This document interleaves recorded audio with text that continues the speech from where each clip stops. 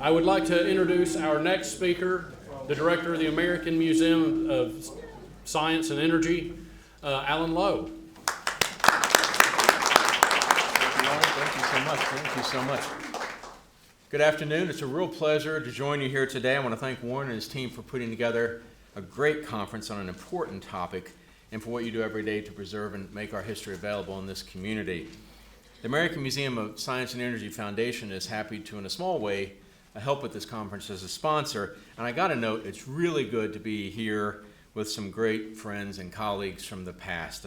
Alan Packwood and Mike Fitzgerald and Lillian Mashburn, Ambassador Ash is here. I know Sherry Lee and Deb and Mark Brzezina, who aren't here, but in 2006, I was director of the then Howard Baker Center, now the Howard Baker School at UT, and we put together a conference on the Anglo-American Alliance that is still one of the high points in my professional life, what we did. Sadly, I missed the follow-up conference a few years later in Cambridge, Alan, but I was already gone to Texas by then, but that was just a terrific experience, and it's an important topic we're talking about here today. So thank you for making us part of it. Now let's see if this works. I joke, ladies and gentlemen, that I oversee 2 science museums, but technology typically does not like me. So let's see if this works. It worked, yes. So I will say originally, until just this morning, to be honest, I had a speech ready to go for all of you about East Tennessee during the war, everything absent the Manhattan Project, which Ray Smith, our next speaker, is going to cover. But I realized that Jack Neely was starting the proceedings, and like Ray and the Manhattan Project, I cannot compete with Jack Neely when it comes to Knoxville. And more than a few of my examples about East Tennessee and the war had to do, obviously, with Knoxville. And he told an amazing story. I just wrote down notes here. Everything from depth charges and plexiglass to SART and deep throat. My God. I told Warren it was the Forrest Gump. Keep talking. The Forrest Gump of World War II right here. And I can't find it. you can't find all that. That's okay. That's all right. Thank you, Ray, for trying. I appreciate it. Yes, Ken Mays comes to the rescue. We're going to get through this thing. I have faith. And usually when I try to get rid of something like this, I destroy the computer. Look at that. Great job, yes. It's dismissed forever. So I thought instead I would prepare for Ray's presentation about the Manhattan Project by reversing the time flow a bit and showing just briefly, just for a few minutes, how since World War II this region has been transformed by the experience of that war as kind of an example of the long-lasting impact of that conflict here, as you see so many places around the nation and the world. Now, yes. So before World War II, as you'll hear from Ray, as you heard from Jack, the area now known as Oak Ridge was farmed by a good number of families, but it was not a city by any means. There were small rural communities there, like Wheat and Elza. It was a beautiful place in our state that you would have thought might stay that way forever. But by the end of the war, as Jack noted, some 75,000 people were there producing enriched uranium for the atomic bomb. This all happened in just a matter of about 3 years. There you see the K-25 plant, the Calutron, and some of the residents there celebrating the end of the war. But what's happened since then? It was very possible that all the know-how and the equipment and the men and women who gathered here during the war could have been moved elsewhere. And there certainly were discussions about moving those functions elsewhere in the nation after the war. But thankfully, that did not happen, and wiser minds and leaders here and in Washington prevailed. So the result was that the missions and the structures, and in some cases the men and women who were here processing uranium, and to a smaller extent plutonium during the war, those transformed in the post-war era into what are known today as the Oak Ridge National Laboratory and the Y-12 National Security Complex. But also post-war, we realized the extent of the cleanup needed to remove potentially harmful materials from buildings and the soil in the complex. So that's where the Department of Energy's Environmental Management Office has come in as a world leader in environmental remediation, making sites like the old location of the K-25 gaseous diffusion plant in Oak Ridge, kind of an exemplar of how to clean up a site the right way. So in Oak Ridge, environmental management, or EM, we love acronyms, so just get ready. EM works hand in hand with United Cleanup Oak Ridge, or UCOR, and they do really incredible work that, again, is kind of an example for the world of how to do that type of cleanup. So EM is an important part of it. With Oak Ridge National Laboratory, the child of what was called X-10 during the war, Tennessee has the nation's largest multi-purpose laboratory, operated by the Department of Energy in a partnership with UT Battelle. The lab, or ORNL, is a leader and innovator in so many areas. And believe me, ladies and gentlemen, as a student of history, I've had to learn a lot of science and engineering in my 5 years as director here. So I've learned about things they lead in, like nanotechnology, like additive manufacturing, supercomputing, neutron science, fission and fusion energy, all these things and so many more I'm leaving out. The production of radioisotopes alone would be the subject of many conferences and books. They had that idea during the Manhattan Project with the historic graphite reactor that they built in Oak Ridge, and afterwards that reactor and then successors to that reactor have created radioisotopes used in medicine, industry, agriculture, research. That alone, again, could be the subject of many of these conferences. So an amazing legacy left here by the war, grown after the war at Oak Ridge National Laboratory. And there you see a picture of part of that campus. The Y-12 National Security Complex, or Y-12, grew out of the site where the calutrons separated uranium-235 during the war via electromagnetic separation. Not to get into everything Ray Smith is going to talk about, but there were a few ways of pulling out that uranium-235, the much more fissile type of uranium, from U-238. And this was one of those areas where they used electromagnetic separation. Today, Y-12 is operated by the Department of Energy's National Nuclear Security Administration, or NNSA, in partnership with Combined Nuclear Services, or CNS. Y-12 has been and remains central to the nation's security, and so much happens just right up the road. They do that through a constant maintenance of our nation's nuclear stockpile, by working around the world to help ensure nuclear nonproliferation and to enable the peaceful uses of things like radioisotopes, and to provide the uranium that is used in the nuclear fuel for our nuclear navy. All of our aircraft carriers and subs are now nuclear powered. So Y-12 has an essential role in that. When you look at ORNL and Y-12 and environmental management and the DOE's Office of Science, they've not only accomplished those tasks that have grown out of the war, they've inspired the creation or location of thousands of new businesses here in East Tennessee that really make this a focus of innovation in the nation.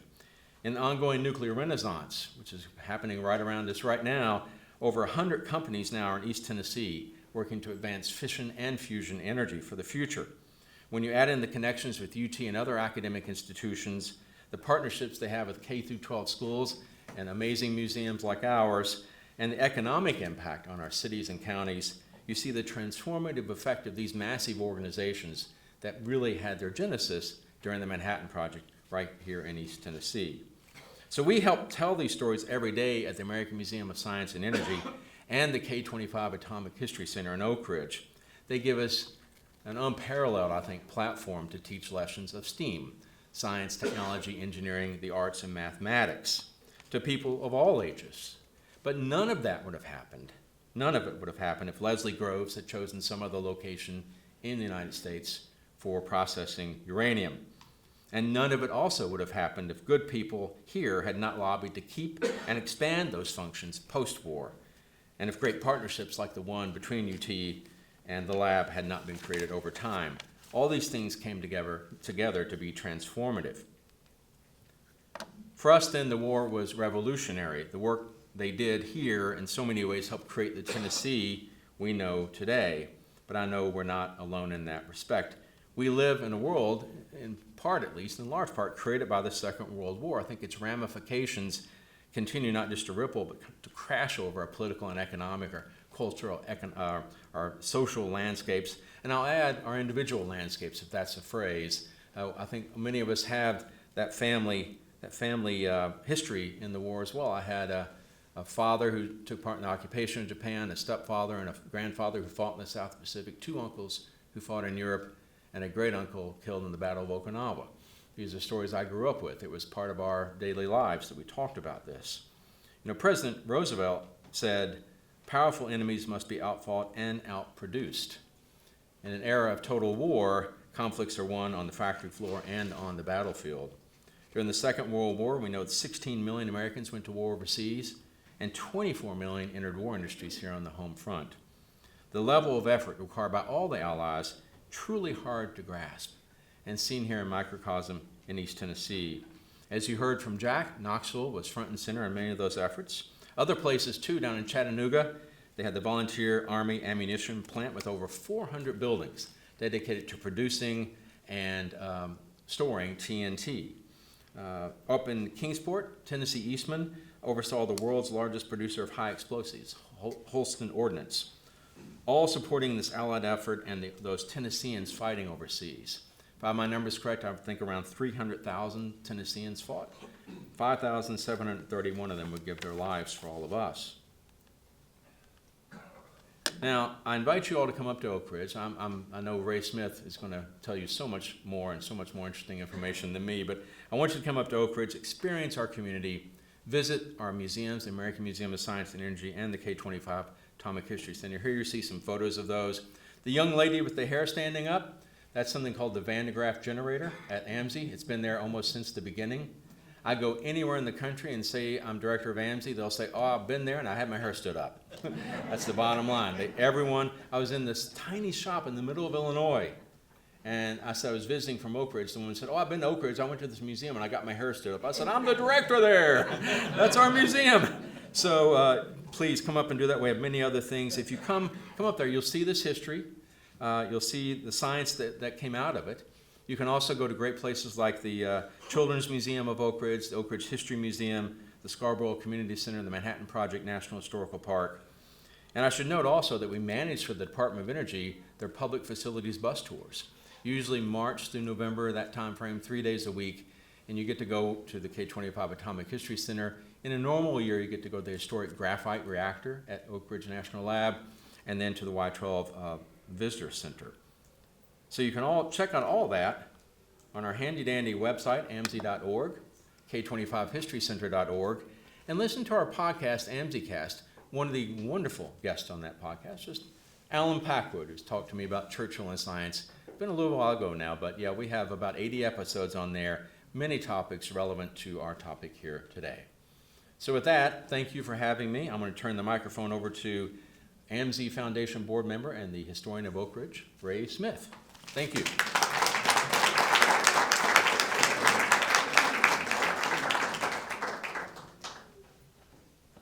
Thank you, Alan. Let me make a couple of adjustments to this, and we will get another program up.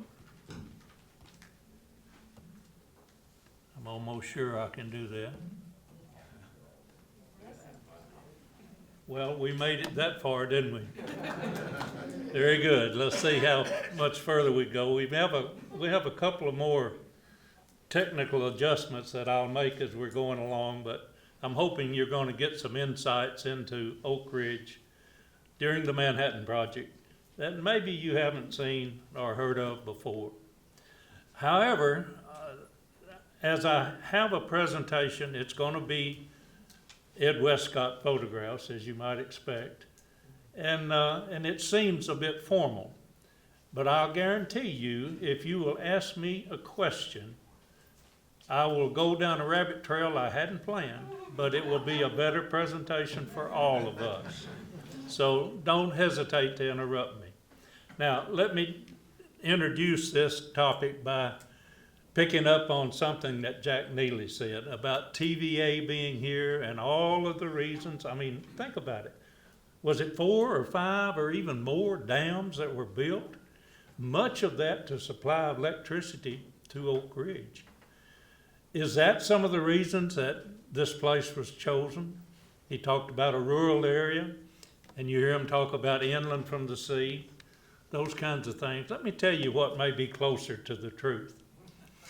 Albert Einstein signed a letter that Leo Szilard wrote to President Roosevelt saying that Germany's buying up all this uranium ore and they were afraid they were trying to build a bomb out of it.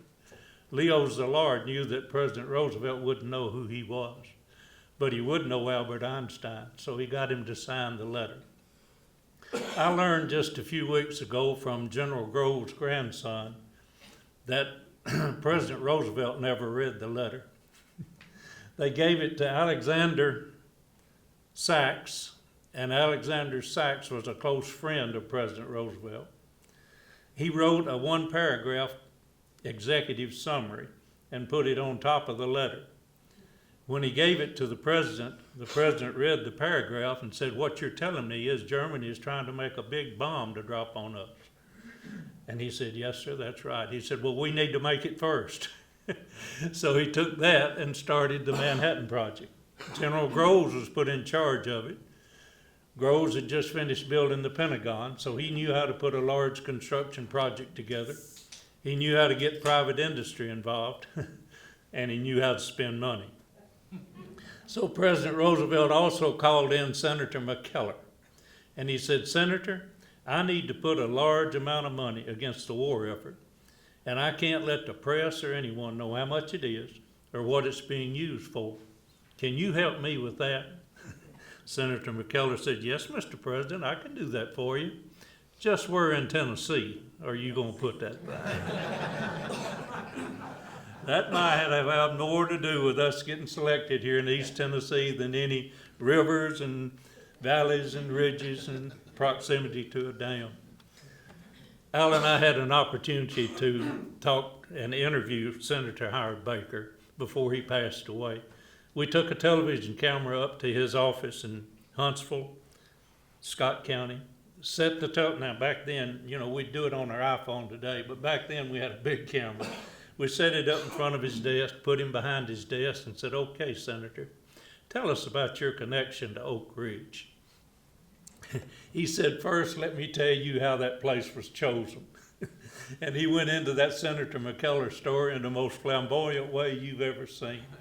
When he got through, I said, "Thank you, Senator, for putting on video the story that I tell everyone who comes to Oak Ridge." He said, "Where did you get that story?" I said, "I got it from Dick Smizer, longtime editor of the local newspaper there, the Oak Ridgeman." He said, "That's where I got it too." So that's the story about Senator McKellar. I'm not going to tell you the full story, but I'm going to quickly remind you of one more that I always tell. And I know this one's true because the man that it happened to just passed away within the last year. Lester Fox is his name. And I'll get to mention him again in this presentation. But he was, back then in 1942, he was a sophomore in high school at Oliver Springs. And to make the story short, the principal of the high school got a phone call. Lester had to send him to get the call. He was skipping school, but at any rate he did.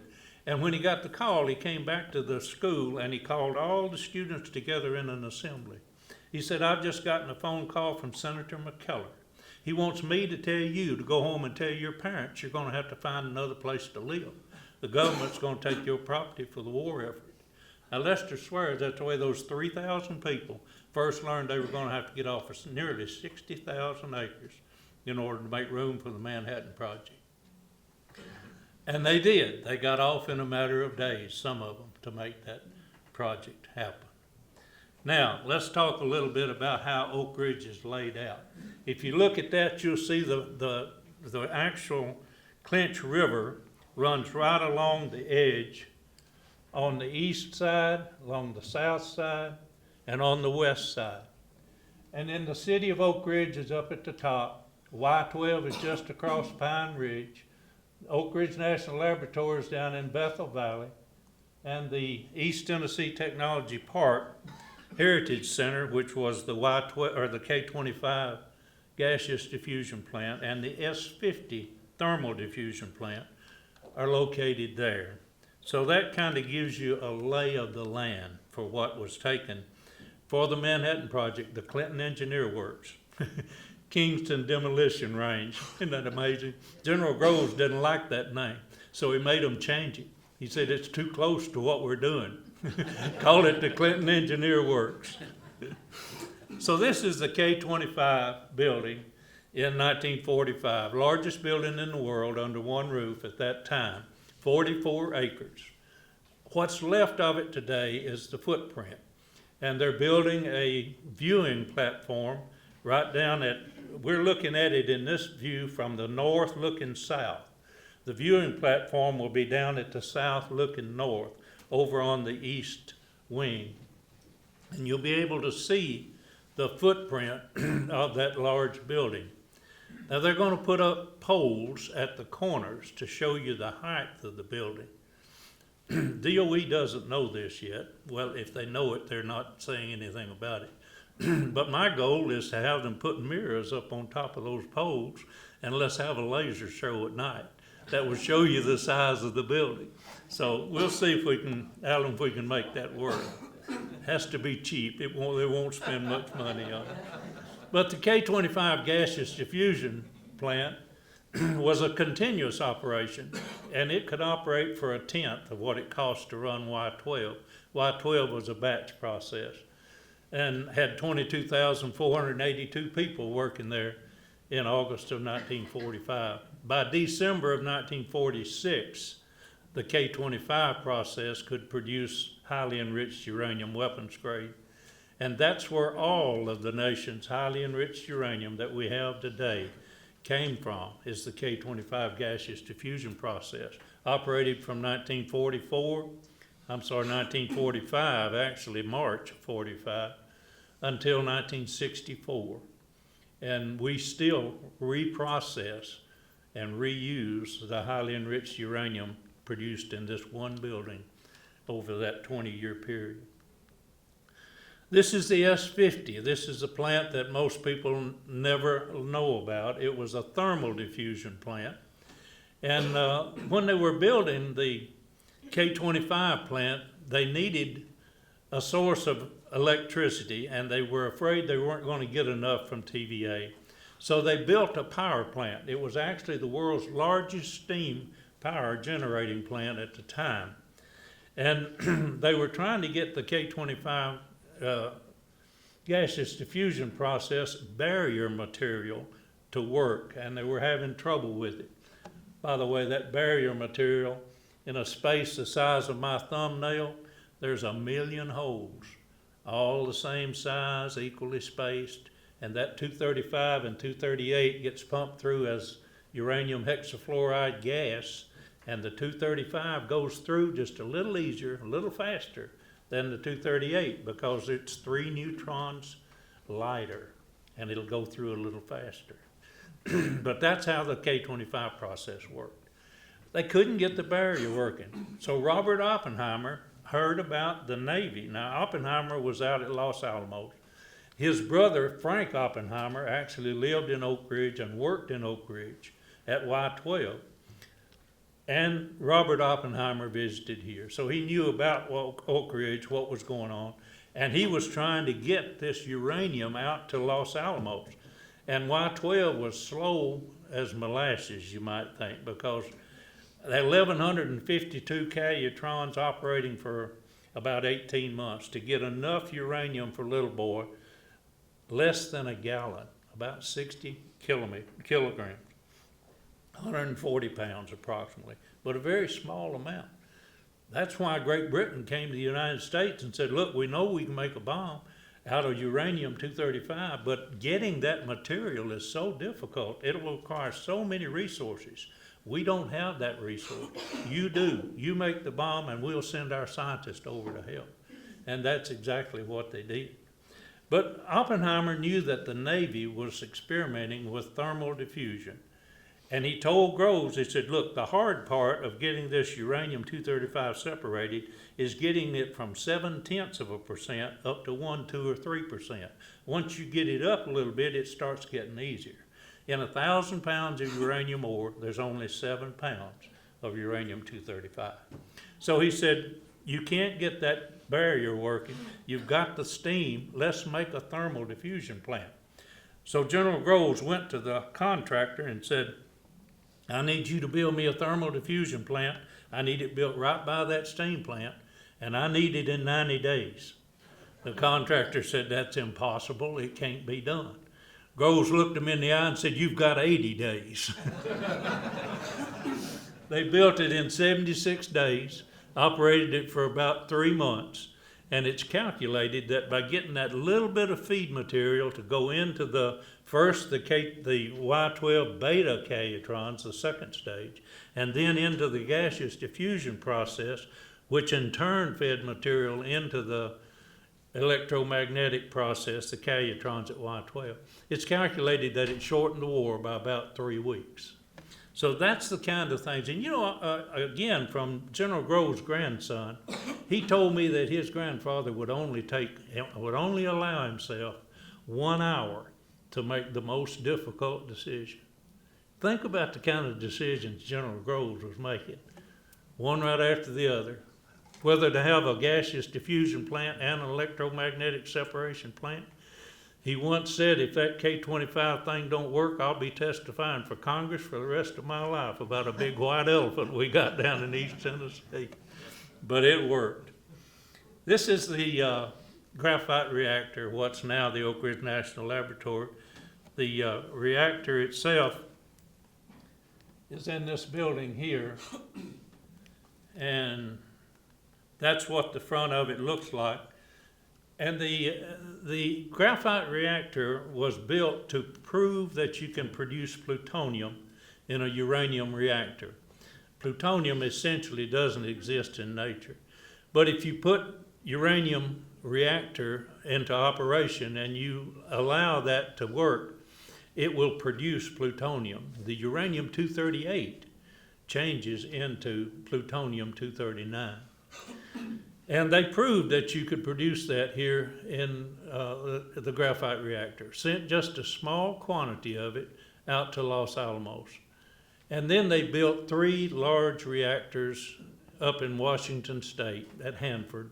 And that's where the plutonium came from that was used in Fat Man and in the gadget that exploded at Trinity. Now, I know we're talking about the Manhattan Project, but Alan mentioned the fact that Oak Ridge transitioned after the war. And I want to quickly tell you that one man was responsible for the most of that. They were thinking about, as Alan said, thinking about whether they even needed to keep this place or not. But a man by the name of Pollard, who was a professor at UT,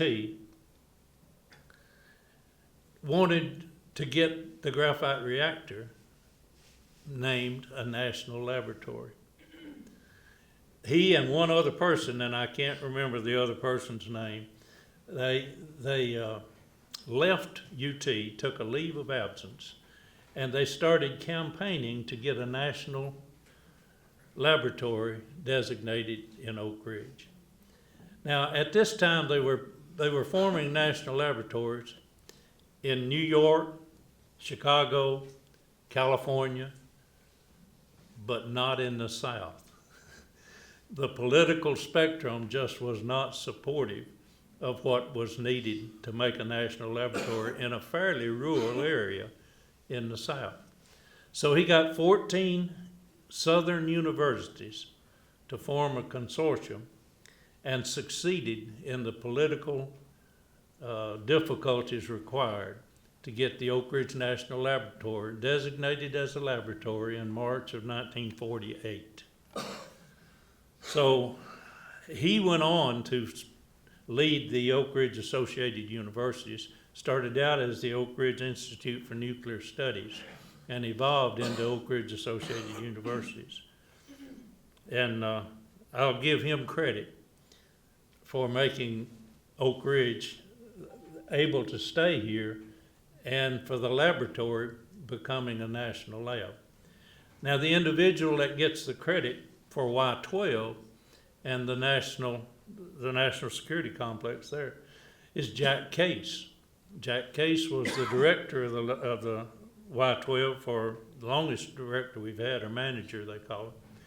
But in 1947, he was sent out to Los Alamos to bring back the technology for changing the powder that was being sent out there, the uranium powder, into metal.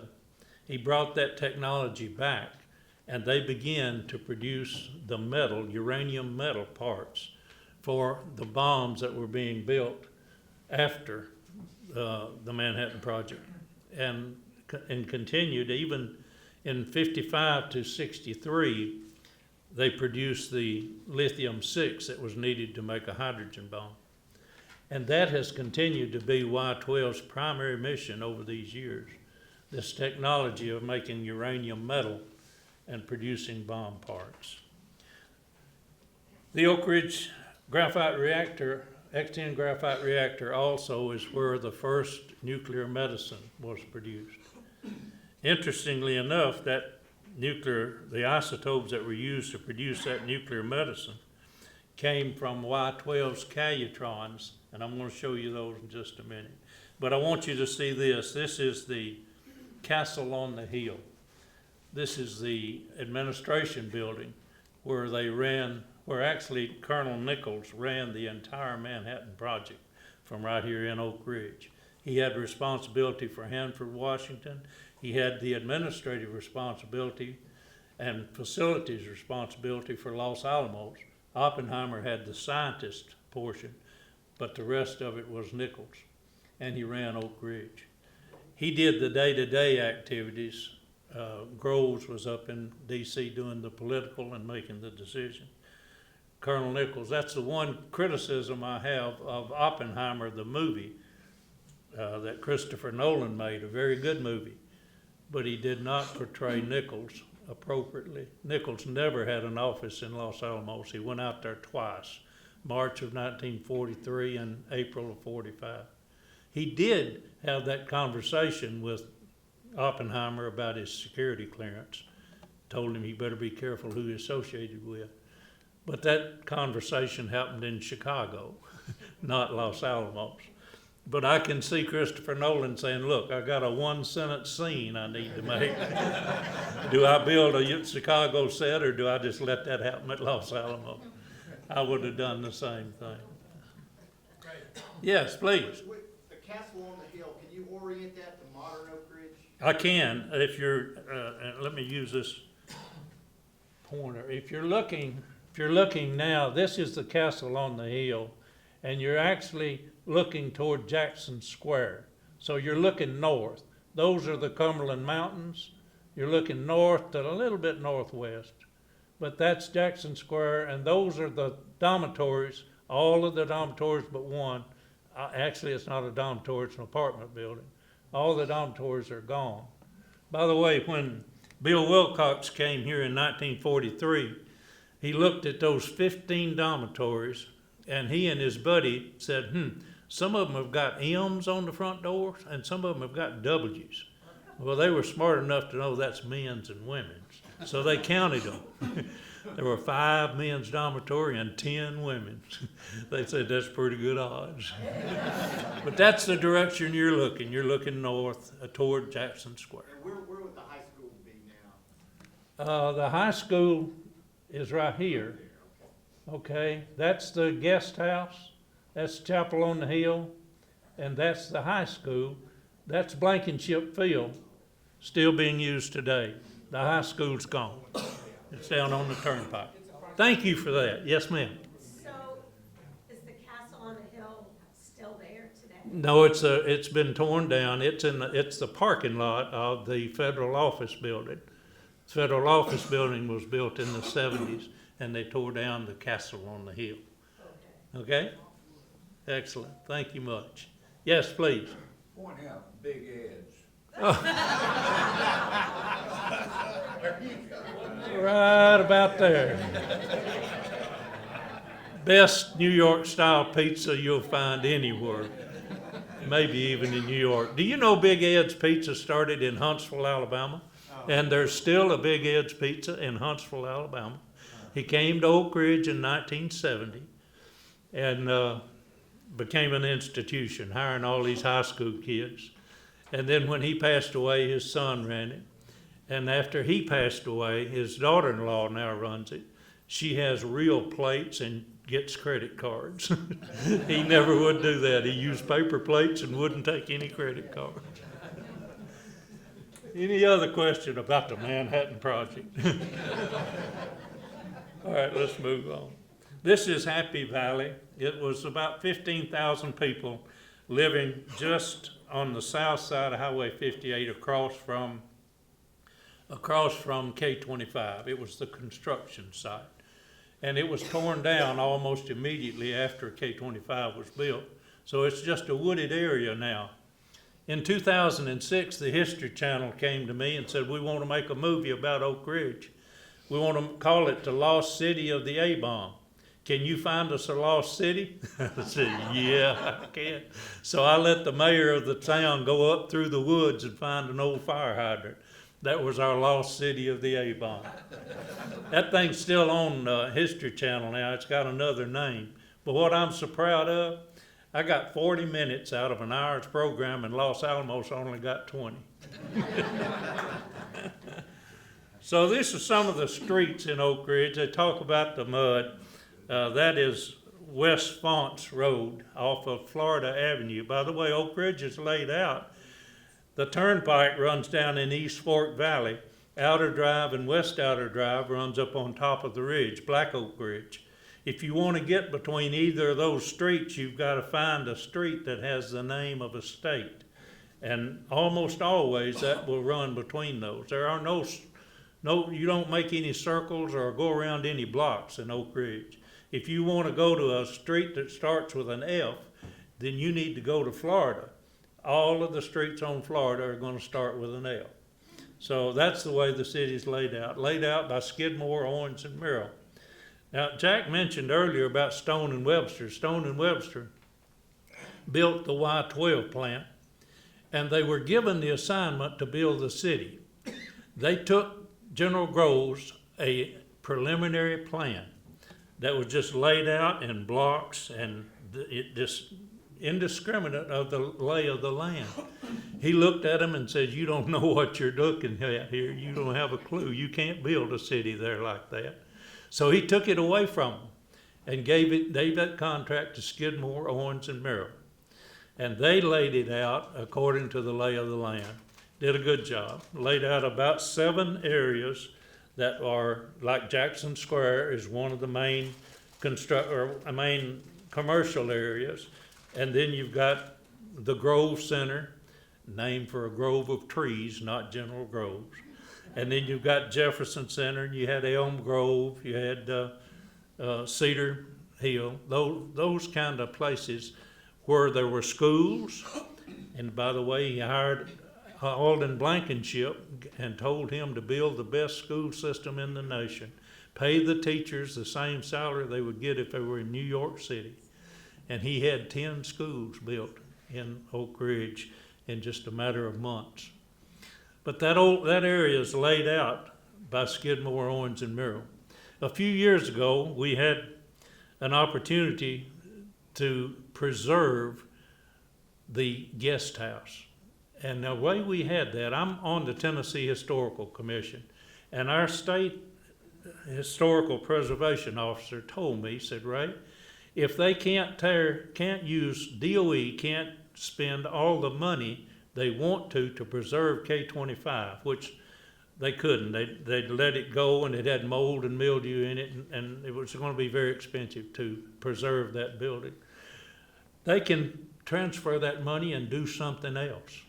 So we asked them, how about saving this Alexander Inn, which is what it was called then. McKee Alexander bought it and named it after himself.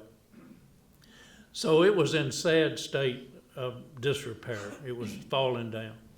DOE bought it from the person that owned it and stabilized it, gave it to the local historical group, and we gave it to Rick Dover for $1. Rick spent $8 million on it. He went to Skidmore, Owens, and Merrill's office. He got the plans for the guest house, and he made it back as close to the original as he could. And I'm really proud of that story. He did a good job with it.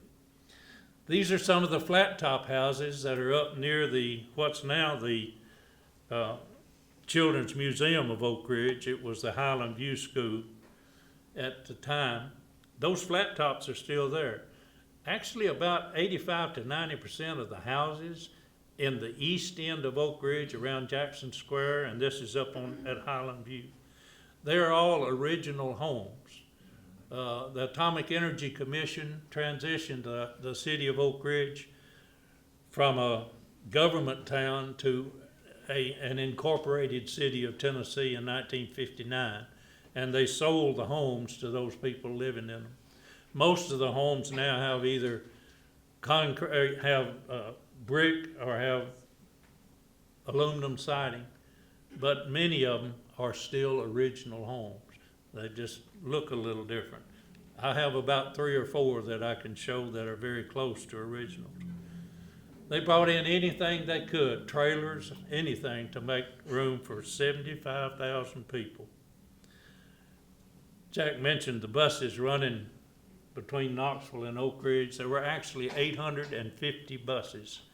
9th largest bus system in the nation was in Oak Ridge during the Manhattan Project. I mentioned Lester Fox to you. Lester him and his brother saw an opportunity. They bought 100 buses and started a bus system. Now, Lester said those buses broke down every day. One day he had a wrecker. He was driving a wrecker. He had one of his buses on the back of that wrecker, and he saw another one broke down. He was over in Clinton. And when he saw it broke down, he just pulled that bus over right in front of the second one, tied a log chain between them, put him a driver in that second bus, and pulled it out on the road. Well, he hadn't gone very far till the policeman stopped him. Said, "Lester, you can't do that. Leave one of those buses and come back and get it. And besides, I want you to meet me in the courthouse at 8:30 on Monday morning." Well, now, Lester worried all weekend about what's going to happen to him when he went to the courthouse, but he went. When he got there, the policeman was already there. Said, "Lester, come with me." He took him down to an office there, and to the clerk's office, and said, "Give this boy a driver's license." Lester was 14 years old when he got his driver's license. He also had to come to Knoxville to get parts for these buses, and he came over here one day, and he couldn't find a place to park. He went all the way around the block, and he just wasn't an empty parking space. So he pulled his pickup truck up on the sidewalk right in the front door of the store. Got out, went in, got his parts, and came back out. And when he got out there was a policeman writing him a parking ticket. He said, No, you can't write me a ticket. I'm from Oak Ridge. We're trying to win the war over there." He tore the ticket up. So Lester left. When he came back the next day, he never looked for a parking spot. He run right up on that sidewalk. When he got out, that same policeman was there writing tickets. He waved at the policeman waved back. Lester never parked anywhere except right in the front door of that store from then on. That's the Jackson Square. Now that's looking in the other direction, okay? That's actually looking south. And those buildings that you see there, they're still there today. Big Ed's is off this picture. But all of the dormitories are gone. This apartment complex is still there. These are still there. The guest house is over here. That's what the guest house looked like in 1945. Now that's Y12, how Y12 looked in 1945. There are 9 large buildings, 1,152 calutrons. Calutron just stands for California University Cyclotron. Now, I want to back that out if I can. We're getting into that part that I want to do a little technology change. All right, let's do that. Now give me just a minute here and let's see if I can do this quick. If I can't, we'll move on.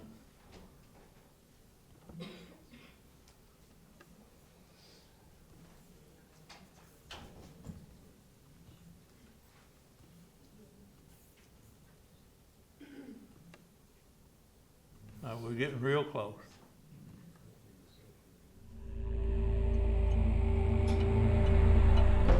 It was the biggest secret in the biggest war in history.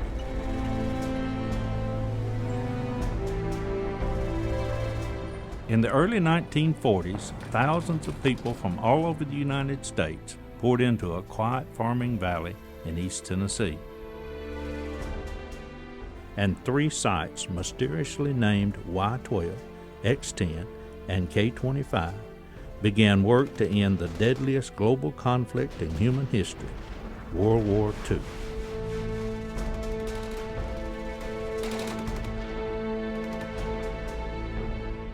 For the Y-12 site, it all started right here in Building 9731, known at the time as the pilot facility. In March of 1943, the largest magnets in the world were installed here.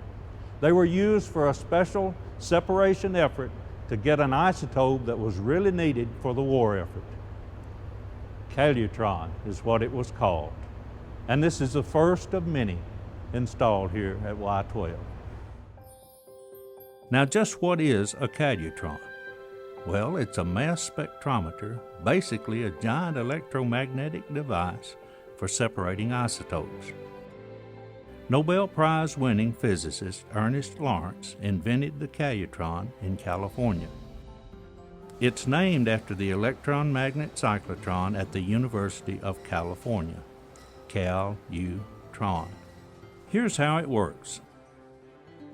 A beam of uranium ions passes between the poles of a magnet, causing the ions to bend. They are split into different streams according to their mass, with the heavier ions making a larger arc, and the lighter ones making a slightly smaller arc. The small amount of the rare isotope uranium-235 was separated from the much larger amount of uranium-238 in natural uranium. The calutron worked at the laboratory level, but would it work for large-scale production? To find out, the calutrons here in Building 9731 began running in early 1943. They were used throughout the war to make improvements to the other calutron production units required to separate enough uranium-235 for Little Boy. Lawrence journeyed here many times to check on how well the calutrons were working. On one occasion, he was very helpful, but he caused quite a bit of consternation on the part of one of the scientists here. We were running one night and very contentedly receiving uranium-235 into the collector pockets, and not a lot of sparking, not a lot of interruption. And E.O. Lawrence came in and he said, "Is this the best that will do?" And he sat down at the controls. And he started adjusting the voltages and adjusting the temperature of the oven to get more uranium out. And he increased that production tremendously. But at the same time, a lot of fireworks were going on inside the vacuum chamber. And in about 5 minutes, everything literally blew up inside the tank. Lawrence's idea worked very well, even though it caused problems with its first attempt. The improvements were quickly implemented in the production calutrons. Working around the clock, they produced enough uranium-235 to supply the world's first atomic bomb ever used in warfare, Little Boy. It exploded over Hiroshima, Japan on August 6, 1945. Japan surrendered a few days later.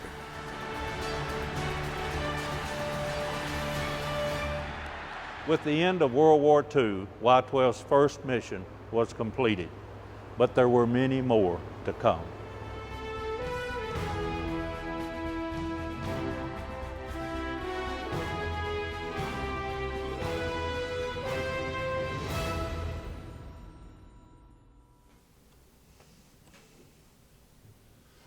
The world's only alpha calutron magnets are on the right. They are still there in Building 9731. We're almost ready to allow the public access. I was able to provide tours during the Secret City Festival for a number of years, and was even able to take people into Beta 3 several years. I've done it 3 times, and we're hoping to eventually have it available for public access as well. These are the Calutrons that are still in there today. They operated until 1998, separating all of the elements into the isotopes, many of which were used to produce nuclear medicine.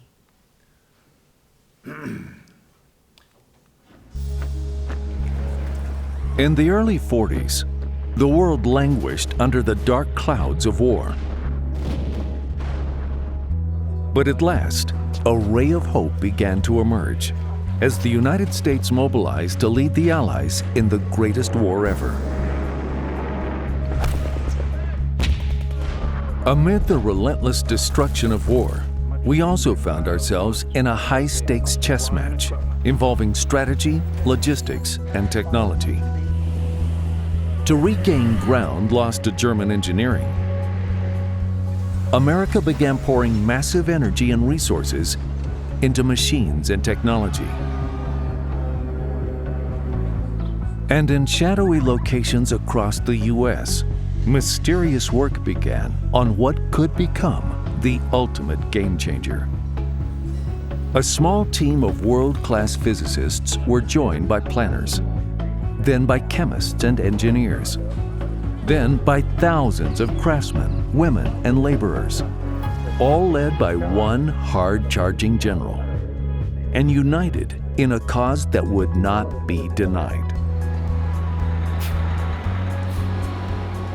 The Manhattan Project, probably the greatest technological endeavor of all time, had begun to take physical form at a secret location in Tennessee called Y-12. The first structure completed, Building 9731, would be the pilot facility for the entire Y-12 plant. Here, we would learn if Nobel Prize winner Ernest Lawrence's concept for separating uranium could work on an industrial scale. Only then might enough be obtained for an actual atomic weapon. The answer was yes. Once proven, the large electromagnetic devices known as calutrons now multiplied from a few prototypes in 9731 to more than 1,100 units in 9 large buildings. Some of the original electromagnets used in the pilot project remain on display today in Building 9731. At a feverish pace, an army of Y-12 workers fought their own secret war. I want to show you a piece of the next one. So Beta 3 is one of the 9 large buildings that were used to house the Calutrons. The Calutrons were located in the high bay. So these are the Calutrons. Let me show you a little closer view. And notice the red line. That was to tell you if you had any metal in your pocket, you shouldn't get any closer than that because it might pull you right up against those large magnets. Remember, it's a batch process, so you've got one here, and the material goes into the bottom and comes out at the top. Now, it was one large racetrack of 36 Calutrons during the Manhattan Project when they were separating uranium. But then after the war, when they started separating those stable isotopes, they didn't need all of that large racetrack. They needed smaller ones. So they put in shunts here. So now they have 4 smaller racetracks that they can use to separate different elements in each of the racetracks. And they did that until 1998, separating all of the elements in the periodic table here at these Calutrons. The Calutrons were used during the war to separate the uranium for little boy. But after the war, they would separate all of the elements in the periodic table. Now this one is a little funny one I want you to see. All right, and I'm going to have just a minute or two for some more questions, and then we're going to wrap up. But I want you to see this one. Oh, I can't show it to you. All right. All you have to do is go to Explore Oak Ridge and look for the Calutron girl, Katie the Calutron girl. She's as cute as she can be, and she talks about Oak Ridge and does a good job of it. I want to talk about a spy just for a minute. Jack mentioned the one that was here in Knoxville. There was one in Oak Ridge. Actually, there were about 3 or 4, but this one's the most prominent one, George Koval. And notice that he was a U.S. citizen. He actually was born in Iowa. He went to Germany and as a teen, or went back to Russia as a teenager, and got recruited by the KGB, and then was sent back to the States.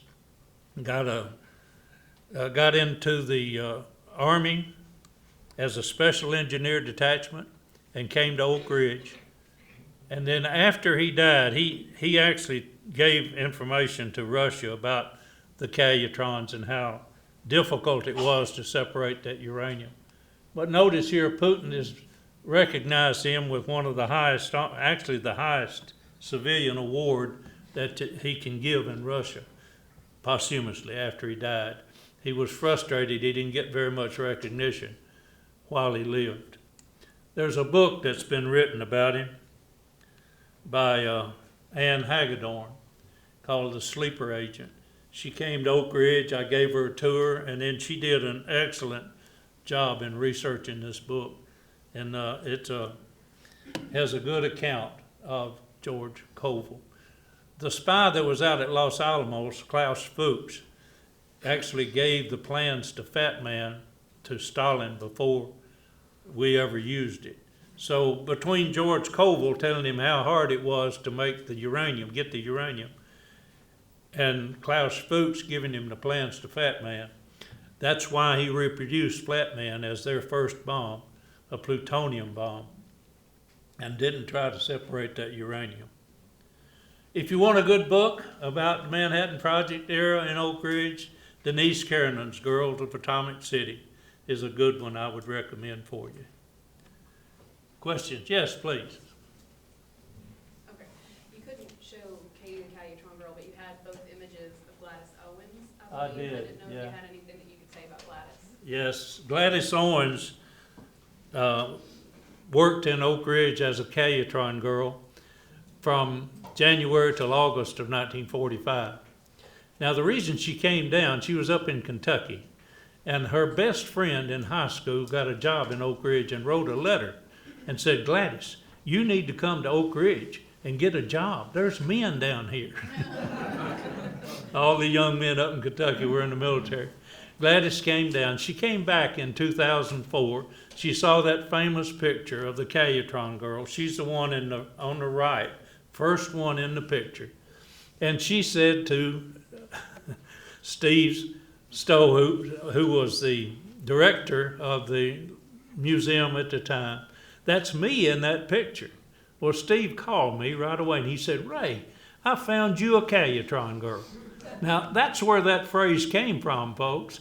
They weren't called Calutron girls back in the day. They were called cubicle operators.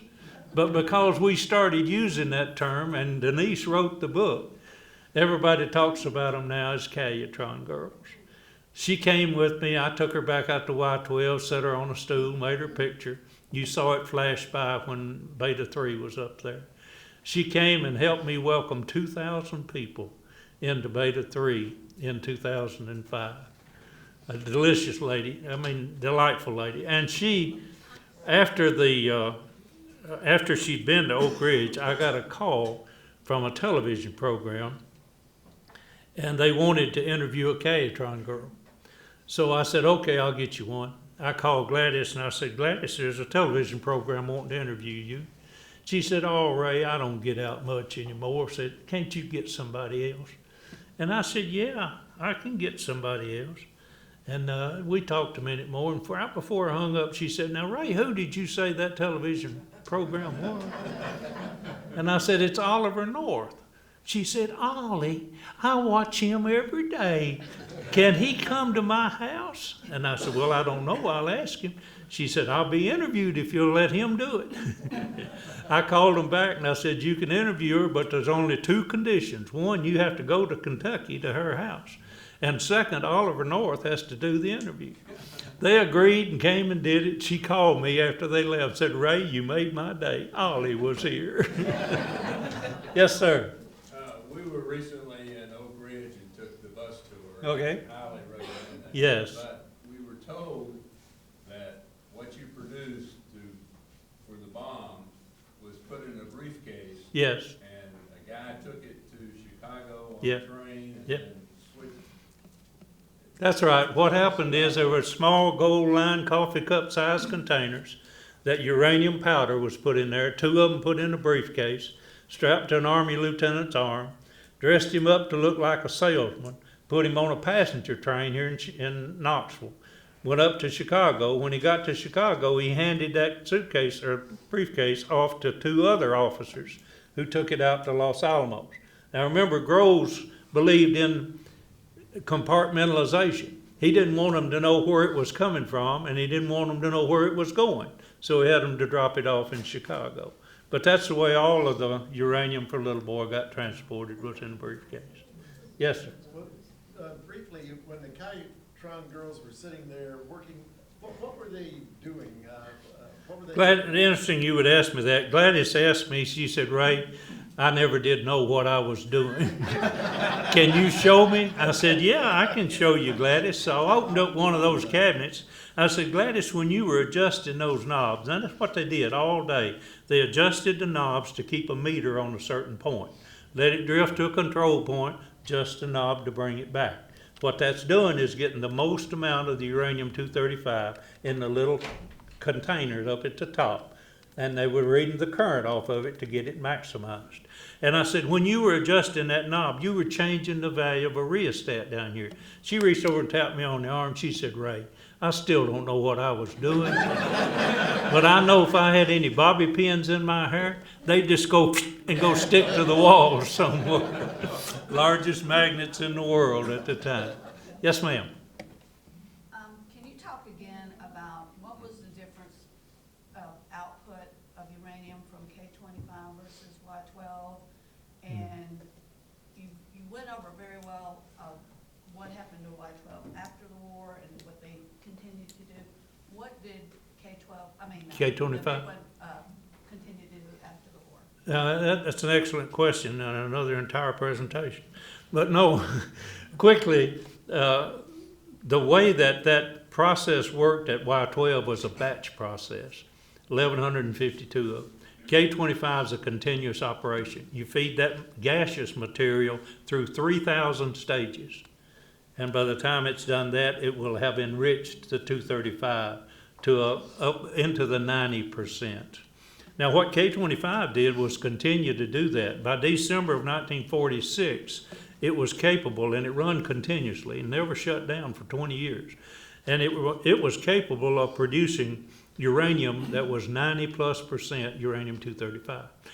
All of the rest of the time, that K-25 building is where that highly enriched came from. Now they built 4 more buildings at the K-25 location, 27, 29, 31, 33.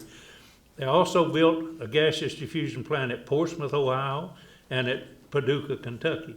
All of those gaseous diffusion plants provided nuclear fuel for the nuclear power reactors in the nation, and some in Japan and others around the world, called toll enrichment. For a number of years, we were selling uranium to France and to other places that were building nuclear reactors. Now, eventually, they began their own production processes, and then we transitioned from gaseous diffusion to centrifuge, and that's what's being used today as a centrifuge. Does that help a little? Yeah, but you said that the stuff for the bomb Yeah. from Y-12. Came from Y-12 with just a little bit of input from S-50 and K-25. In March of 45, they began to feed it into the beta Cayetrons, the second stage at Y-12. Shut down the alphas and used the betas. Yes, sir. That was an excellent presentation. Thank you. I'm over time.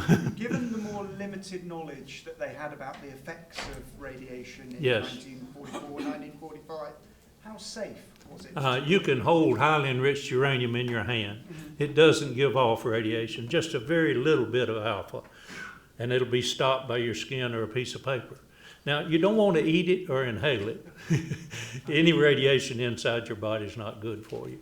Plutonium, on the other hand, is highly radioactive. You have to work on it in enclosed containers and without being in close contact with it. I don't know that there was any evidence of people working during the Manhattan Project that had any adverse effects of radiation. Now, there is a program by the Department of Labor that pays anyone in the nuclear weapons program that have certain types of cancer or certain types of other illnesses. They'll get their health paid for the rest of their life and get, I don't know how much it is now, $150,000 last time I checked. But if you look at all of the sickness associated with people working around nuclear weapons, what you'll find is there's a very, very small percentage that has to do with radiation. More of it that has to do with beryllium and has to do with some of the other materials that were being worked with that are carcinogenic, but not very much from radiation itself. Yes? Do you know what exactly it was that the USS Indianapolis took to? Yes, I do. USS Indianapolis took the little boy uranium to the Tinian Island. And then after that, you know, it was sunk. Major catastrophe for those people. But they took little boy's uranium to Tinian Island. Yes, sir. When World War III started, is North Korea going to be a major target? Hey, do you remember when they got a false alarm that a nuclear missile was headed to Hawaii? You remember that? The television channel here in Knoxville called me and said, "Ray, we want to do an interview with you. What would you do if there was an announcement that there was a nuclear missile headed toward Oak Ridge?" I said, "Sure, come on over, I'll do it for you." They set up their camera, and the first thing they said was, "Okay, Ray, you know what we have had just happened in Hawaii. What would you do if you knew there was a nuclear missile headed toward Oak Ridge?" I said, "I'd just kiss this old world goodbye because I'm going to be vaporized in a few minutes." Needless to say, they didn't put that on television. Oak Ridge has been a target for Russia for all of the existence of Russian nuclear weapons. And let me tell you, if they drop one on Oak Ridge, Knoxville's gone too. Yes, sir. A little humor for you. I went to the 8th grade when I was in Oak Ridge, and my dad worked at K-25. And he swore that the person that designed the city of Oak Ridge was on a 3-day drunk before he ever touched newspaper. I don't have any comment to that. I gotta quit. I'm running way over here. How many pounds of uranium was in the little boy? It's classified. Pardon? That's classified. Oh, okay. You can look it up on YouTube, on the internet. We sent out 60 kilograms, 140 pounds, less than a gallon. There was enough for little boy and a little left over, not enough for another bomb. Yes, sir. What's the origin of the K-25? I love it. Names. What is the origin? I got it. It's not that. When the person that was writing, George Robinson, writing the book, The Oak Ridge Story, he wrote it in 1950. He sent a letter to General Groves, and he said, "I need to know the origin of those codes, X10, Y12, K25, and S50. General Groves wrote him a letter back and said, "For the life of me, I cannot remember where we came up with those." But they don't have any meaning. Now, K25 might have a meaning. I'm not sure if we may have signed it later, but it might mean the K might stand for the Kellex company that made the gaseous diffusion equipment. The 25 is known to be a shortcut name for uranium-235. They took the 2 off the right-hand side of 92, the atomic number, and the 5 off the right-hand side of 235. They called it 25. Did the same thing with plutonium. Took the 4 off of 94 and the 9 off 239, called it 49. There's a guy who's written a book, Jeremy Bernstein, Plutonium, the World's Most Dangerous Material. On the front cover of his book, he has a watermark of a 4 and a 9. So he knows the story. I got one more if I can. Yes, sir. Yes. How many people at Oak Ridge really knew what they were working on and what was... About 100 of them, the scientists, the chemists would have known they were working on uranium. None of them would have known they were making a bomb. It had never been done before. It was the first time anything like this had ever happened. But they would have known. Now, Dr. Guggen came there as a chemist, and he knew the first day he was there that they were working with uranium. But he never even thought of a bomb. So they didn't know what they were doing. Thank you.